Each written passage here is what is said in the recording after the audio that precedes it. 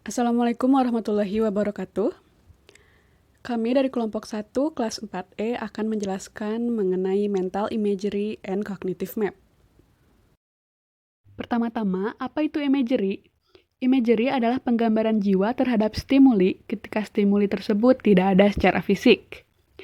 Imagery bergantung pada proses top-down, karena reseptor sensorik kita tidak menerima input apapun ketika kita mencoba menciptakan sebuah mental image. Selanjutnya yaitu ada karakteristik visual imagery. Sebagian besar ahli teori mengemukakan bahwa informasi mengenai suatu mental image disimpan dalam bentuk kode analog dan kode proporsional. Kode analog adalah representasi yang mendekati objek fisik. Sedangkan kode proporsional adalah representasi menyerupai bahasa yang abstrak. Penyimpanannya tidak dalam bentuk visual atau spasial dan tidak secara fisik mewakili stimuli sebenarnya. Selanjutnya, mari kita lihat potensi kesamaan mental imagery dengan persepsi. Yang pertama, ada visual imagery and rotation.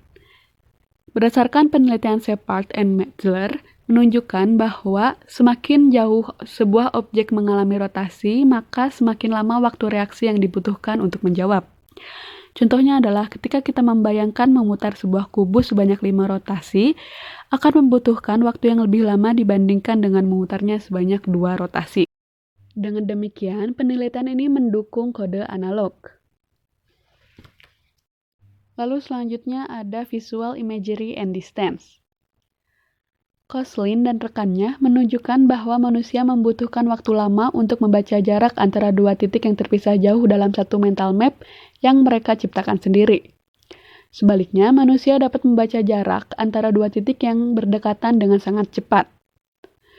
Penelitian berikutnya membenarkan bahwa terdapat hubungan yang linear antara jarak yang akan dibaca pada satu mental image dan jumlah waktu yang dibutuhkan untuk membaca jarak ini. Selanjutnya yaitu visual imagery and shape. Alan Paivio meminta peserta dalam penelitiannya untuk membuat penilaian terhadap sudut jarum jam panjang dan pendek pada jam. Mereka diminta untuk membayangkan pukul 3 lebih 20 menit dengan 7 lebih 25 menit. Sudut manakah yang lebih besar? Hasil penelitian menunjukkan bahwa peserta membutuhkan waktu yang lebih lama dalam membuat keputusan ketika mereka membandingkan sudut pada pukul 3 lebih 20 dan 7 lebih 25 menit.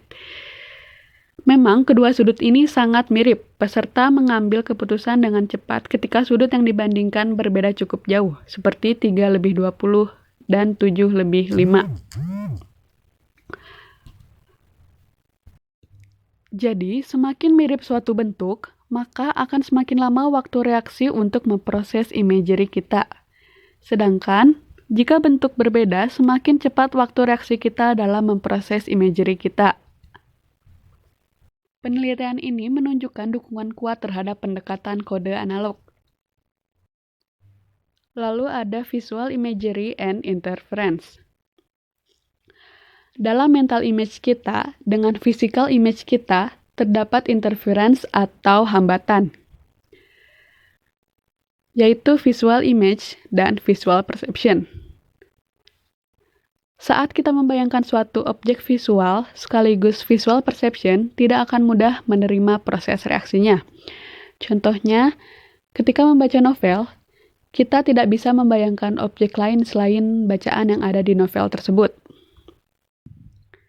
Selanjutnya ada visual imagery dan figure ambigu. Stephen Reed tertarik dengan kemampuan manusia dalam memutuskan apakah suatu pola adalah bagian dari rancangan yang telah mereka lihat sebelumnya. Dia kemudian menyajikan gambar ini.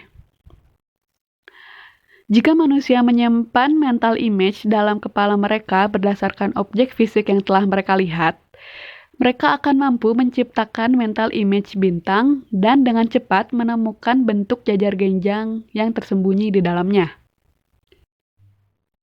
Peserta dalam penelitian Reed hanya 14% saja yang benar pada percobaan bintang dan jajar genjang ini. Menurut Reed, kemampuan rendah ini disebabkan oleh manusia tidak mampu menyimpan mental picture. Namun, Reed menyatakan bahwa manusia menyimpan gambar sebagai deskripsi, yaitu suatu kode proporsional. Kita mungkin saja mendeskripsikan gambar tersebut sebagai dua segitiga, satu mengarah ke bawah dan satu lagi mengarah ke atas, dan saling bertindihan satu sama lain. Ketika diminta untuk menemukan sebuah jajar genjang di dalam dua segitiga itu, kita mungkin mencarinya melalui deskripsi verbal dan hanya menemukan segitiga saja, dan kita tidak menemukan jajar genjang. Dari sini kita mengetahui bahwa penelitian Reed mendukung pendekatan kode proporsional dan bukan pendekatan kode analog. Saya akan menjelaskan tentang explanation for visual imagery. Yang pertama ada the imagery debate. Terdapat dua perspektif, yaitu perspektif analog dan proposisional tentang citra. Kedua perspektif tersebut jelas berbeda dalam penekanan mereka pada kesamaan antara gambaran mental dan rangsangan fisik. Namun, kedua posisi tersebut tidak sepenuhnya berbeda satu sama lain, dan mereka mungkin berlaku untuk berbagai jenis tugas. Menurut perspektif analog, kita dapat membuat gambaran mental dari suatu objek yang sangat mirip dengan gambar persepsi aktual pada retina kita. Contohnya, kita dapat dengan mudah membedakan antara gambaran mental buku sampul teks dan persepsi yang sebenarnya terjadi tentang sampul itu. Menurut perspektif proposisional, gambar mental disimpan dalam bentuk abstrak, seperti bahasa yang secara fisik tidak menyerupai stimulus asli. Zenon Pilisien telah menjadi pendukung terkuat dari perspektif ini. Pilisien mengatakan bahwa gambar-gambar ini tidak diperlukan untuk komponen utama pencitraan. Pilisien berpendapat bahwa akan aneh dan mungkin bahkan tidak bisa dijalankan untuk menyimpan informasi dalam bentuk gambaran mental. Orang akan membutuhkan ruang besar dan menyimpan semua gambar yang mereka klaim miliki. Ia juga menekankan perbedaan antara pengalaman persepsi dan gambaran mental. Contohnya, kita dapat memeriksa ulang dan menafsirkan kembali foto asli. Lalu, yang kedua, ada Neuroscience Research Comparing Visual Imagery and Visual Perception. Koslin dan rekan-rekannya menyimpulkan bahwa citra visual mengaktifkan antara sekitar 70% dan 90% dari daerah otak yang sama yang diaktifkan selama persepsi visual. Ketika orang mengalami kerusakan di otak di daerah paling dasar dari korteks visual, mereka memiliki masalah paralel dalam persepsi visual dan citra visual mereka. Selain itu, beberapa individu dengan kerusakan otak tidak dapat membedakan antara 1. Warna yang terdaftar selama persepsi visual, dan yang kedua, citra visual yang dibuat dalam gambaran mental. Contohnya, orang yang memiliki prosopagnosia tidak dapat mengenali wajah manusia secara visual, meskipun mereka melihat benda lain secara normal. Penelitian menunjukkan bahwa individu-individu ini juga tidak dapat menggunakan citra mental untuk membedakan antara wajah. Selanjutnya ada individual difference, gender comparison in spatial ability. Ketika psikolog melakukan penelitian tentang perbedaan individu dalam kognisi, salah satu topik yang paling populer adalah perbandingan gender. Pembawa acara talk show, politisi, bahkan presiden universitas sekaligus merasa bebas untuk berspekulasi tentang perbedaan gender ini. Namun, mereka jarang berkonsultasi dengan penelitian psikologi yang luas tentang perbandingan gender ini. Akibatnya, mereka jarang belajar bahwa sebagian besar perbedaan gender dalam kemampuan kognitif sangatlah kecil. Sebuah meta-analisis menghasilkan angka yang disebut ukuran efek. Sebagai contoh, penelitian melakukan meta-analisis dari 18 studi tentang perbandingan gender dalam skor pemahaman membaca. Dari 18 penelitian ini, wanita dan pria menemukan skor yang sangat mirip. Psikolog telah melakukan banyak meta-analisis pada perbandingan gender kognitif. Janet Head menulis artikel penting yang merangkum semua ini. Selanjutnya, saya akan menjelaskan tentang karakteristik of auditory imagery. Yang pertama ada auditory imagery and pitch. Inston Peterson dan rekan penulisnya meneliti seberapa cepat orang dalam melakukan perjalanan jarak antara dua rangsangan pendengaran yang berbeda di nada. Inston Peterson dan rekan-rekannya meminta satu siswa untuk membuat gambar pendengaran kucing mendengkur. Kemudian, mereka meminta para siswa untuk berpergian dari gambar kucing ke gambar dengan nada yang sedikit lebih tinggi, seperti pintu dibanting. Para peserta menekan tombol ketika mereka mencapai nada yang sedikit lebih tinggi. Hasil dari penelitian ini menunjukkan bahwa siswa membutuhkan sekitar 4 detik untuk menempuh jarak pendengaran yang relatif pendek. Para peneliti juga meminta siswa untuk menempuh perjalanan jarak pendengaran yang lebih panjang. Misalnya, dari kucing mendengkur hingga suara sirine polisi. Para peserta membutuhkan sekitar 6 detik untuk menempuh jarak yang relatif jauh. Dalam hal pitch, jarak antara dua nada yang sebenarnya memang dikorel dengan jarak antara dua nada yang dibayangkan. Lalu yang kedua ada auditory imagery and timbre. Karakteristik penting lain dari suara disebut timbre. Timbre menjelaskan kualitas suara suatu nada. Misalnya, bayangkan lagu yang sangat dikenal seperti lagu Selamat Ulang Tahun dimainkan di flute. Sekarang, kontras dengan kualitas suara dengan nama yang dimainkan pada sangsakala. Bahkan, setiap kali 3 gelombang dari lagu tersebut memiliki nada yang sama. Nada flute tampaknya relatif murni. Cognitive map.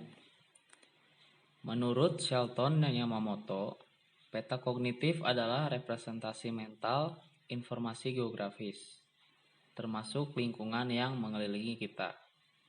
Secara umum, peta kognitif mewakili hal yang terlalu luas untuk dilihat dengan tatapan sekilas. Akibatnya, kita menciptakan peta kognitif dengan menggabungkan informasi yang kita peroleh dari banyak sudut pandang.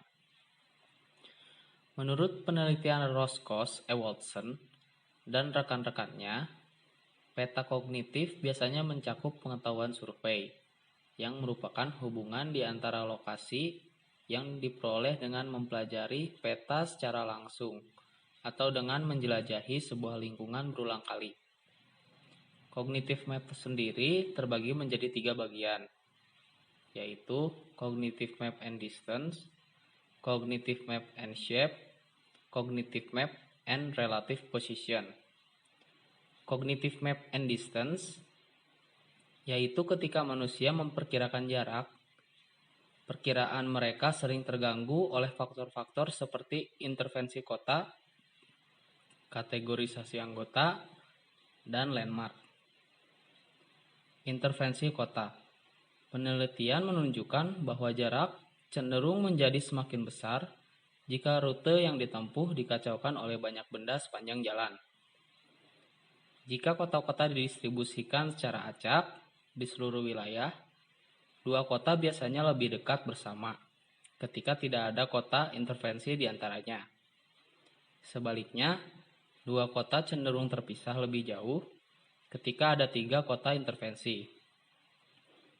Kategorisasi anggota. Ketika kita meyakini bahwa dua tempat termasuk dalam satu kategori yang sama, kita cenderung menganggap kedua tempat tersebut juga dekat secara geografis. Misalnya, kompleks bangunan kampus dan pasar. Landmark. Efek bangunan yang mudah dikenali atau landmark merupakan kecenderungan umum untuk memberikan perkiraan yang lebih pendek untuk jarak menuju landmark tersebut dibandingkan dengan bukan landmark. Cognitive Maps and Shape, peta dan bentuk kognitif. Peta kognitif ini tidak hanya mewakili jarak, tetapi bentuk. Bentuk-bentuk ini terlihat jelas dalam fitur peta, seperti sudut yang dibentuk oleh persimpangan jalan dan kurva yang menggambarkan. Dalam peneliti ini menunjukkan distorsi atau pemutarbalikan suatu fakta yang sistematis. Jadi cenderung membuat peta kognitif yang bentuknya lebih teratur daripada kenyataannya. Yang pertama ada angles atau sudut. Peneliti Moore dan Bower pada tahun 1983 mempelajari peta kognitif orang di Cambridge, Inggris. Moore dan Bower meminta orang untuk memperkirakan sudut yang dibentuk oleh persimpangan dua jalan tanpa menggunakan peta. Misalnya, 3 persimpangan di Cambridge memiliki sudut nyata dengan 67, 63, dan 50 derajat. Namun, orang memperkirakan sudut yang sama ini menjadi rata-rata 84, 78, dan 88 derajat. Seperti yang kita tahu, jumlah sudut dalam segitiga harusnya 180 derajat. Tetapi dalam peneliti ini, jumlah sudut yang diperkirakan adalah 250 derajat. Jadi yang menjelaskan distorsi sistematis ini, Moore dan Bower menyarankan agar kita menggunakan heuristik. Yang kedua ada curve atau kurva. Peneliti Montello, Tversky, dan Sciano menegaskan bahwa menggunakan heuristik simetri atau simetri heuristik, kita mengingat angka lebih simetris dan teratur daripada yang sebenarnya. Hasilnya akan mengikuti pola umum, adanya ketidakkonsistenan kecil dari kenyataan geografis, sehingga peta kognitif kita diidealkan dan distandarisasi. Kemudian ada cognitive maps and relative position, atau peta kognitif dan posisi relatif. Peneliti Barbara Tversky pada tahun 1981 menunjukkan bahwa menggunakan heuristik ketika kita mempresentasikan posisi relatif dalam peta mental kita. Tversky menunjukkan bahwa heuristik ini mendorong 2 jenis kesalahan. Yang pertama, kita ingat struktur geografis yang sedikit miring sebagai lebih vertikal atau lebih horizontal daripada yang sebenarnya. Ini disebut juga dengan heuristik rotasi atau rotation heuristic. Yang kedua, kita mengingat serangkaian struktur geografis yang diatur dalam garis yang lebih lurus daripada yang sebenarnya. Ini disebut juga dengan heuristik penyelarasan atau alignment heuristic. Yang pertama, the rotation heuristic atau heuristik rotasi. Menurut peneliti Taylor, Tversky, dan Wagner, heuristik rotasi yaitu sosok yang sedikit miring akan diingat sebagai lebih vertikal atau lebih horizontal daripada yang sebenarnya. Rotasi heuristik memerlukan rotasi garis pantai tunggal, negara, bangunan, atau figur lain dengan cara searah atau berlawanan arah, jarum jam, sehingga perbatasan berorientasi dalam arah yang hampir vertikal atau hampir horizontal. Misalnya, orang yang tinggal di Israel, Jepang, dan Italia juga cenderung secara mental memutar struktur geografis. Akibatnya, struktur ini tampaknya memiliki orientasi yang lebih vertikal atau lebih horizontal dalam peta mental daripada kenyataannya. Yang kedua ada the alignment heuristic atau heuristik penyelarasan. Menurut peneliti Taylor dan Tversky, yaitu serangkaian struktur geografis yang terpisah akan diingat sebagai yang lebih berbaris daripada yang sebenarnya. Alignment heuristik mengharuskan berbaris beberapa negara, bangunan, atau tokoh lain yang terpisah dalam barisan lurus. Misalnya, negara Roma sebenarnya di utara Philadelphia, namun karena heuristik penyelarasan, orang cenderung berbaris Amerika Serikat dan Eropa, sehingga mereka berada di garis lintang yang sama. Kita tahu bahwa Roma ada di bagian selatan Eropa, Kita juga tahu bahwa Philadelphia ada di bagian utara Amerika Serikat. Karena itu, kami menyimpulkan secara tidak benar bahwa Philadelphia berada di utara Roma. Nah, sekarang bagian creating a cognitive map atau pembuatan peta kognitif. Peta kognitif adalah representasi mental dari informasi geografis, termasuk lingkungan yang mengelilingi kita. Misalnya, seorang teman menelpon untuk memberikan Anda petunjuk rumahnya. Anda belum pernah berpergian ke sana sebelumnya, namun Anda membuat peta kognitif saat Anda mendengarkannya dan menggambarkan rute. Dalam setiap kasus, biasanya membuat peta kognitif. Penting untuk menekankan bahwa peta kognitif kita bukanlah replika, atau biasa disebut dengan map in the head, realitas geografis yang sempurna, menurut Shelton dan Yamamoto tahun 2009. Orang menggabungkan informasi dari pernyataan terpisah dan menggabungkannya untuk membentuk satu peta kognitif terintegrasi, menurut Newcombe dan Hutton-Loser tahun 2000. Nah, ada penelitian dari Franklin dan Tversky. Nancy Franklin dan Barbara Tversky tahun 1990 mempresentasikan deskripsi verbal dari 10 adegan yang berbeda, seperti gudang atau lobi hotel. Misalnya, Anda berada di Jefferson Plaza Hotel.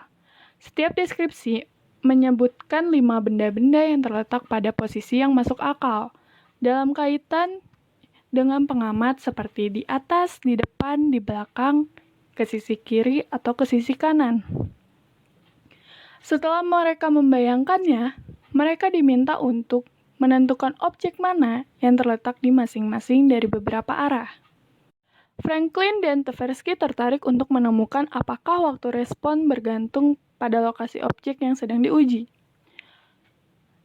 Orang-orang membutuhkan lebih lama untuk memutuskan objek mana yang ada di depan atau di belakang.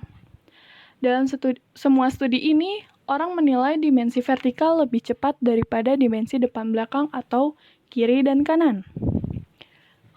Untuk menjelaskan hasil, Franklin dan Tversky mengusulkan model kerangka kerja spasial atau biasa disebut di sini yaitu the Spatial Framework Model. Model kerangka kerja spasial menekankan bahwa dimensi spasial atas bawah dan depan belakang itu penting. Dimensi kanan kiri itu tidak penting. Dimensi vertikal atas bawah mengapa sangat penting? Ada 2 alasan, yaitu pertama, dimensi vertikal berkorelasi dengan gravitasi. Dan yang kedua, dimensi vertikal pada tubuh manusia yang tegak lurus secara fisik tidak simetris, artinya seperti bagian kepala dan kaki sangat mudah dibedakan. Bagian kepala ada di bagian atas tubuh dan kaki ada di bagian bawah tubuh. Nah, 2 faktor di atas membantu kita untuk membuat penilaian tentang dimensi di atas bawah dengan sangat cepat. Nah, dimensi depan belakang tidak berkorelasi dengan gravitasi, namun kita sering berinteraksi dengan objek di depan kita lebih mudah daripada dengan objek di belakang kita, atau memperkenalkan asimetris itu tuh.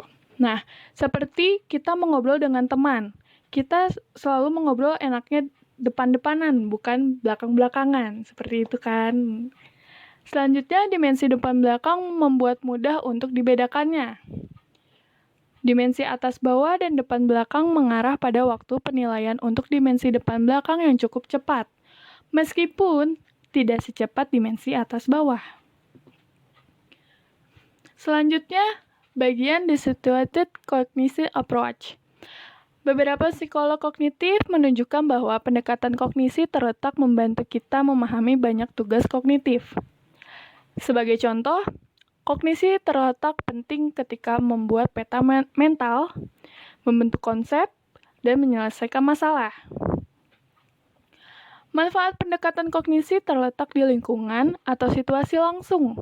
Oleh karena itu, pengetahuan tergantung pada konteks yang mengelilingi kita. Menurut Robbins dan ADD tahun 2009 dan Tversky tahun 2009. Jadi kesimpulannya, peta kognitif selalu ada di kehidupan sehari-hari, seperti untuk menyelesaikan masalah dan untuk membantu membuat konsep. Seperti itu.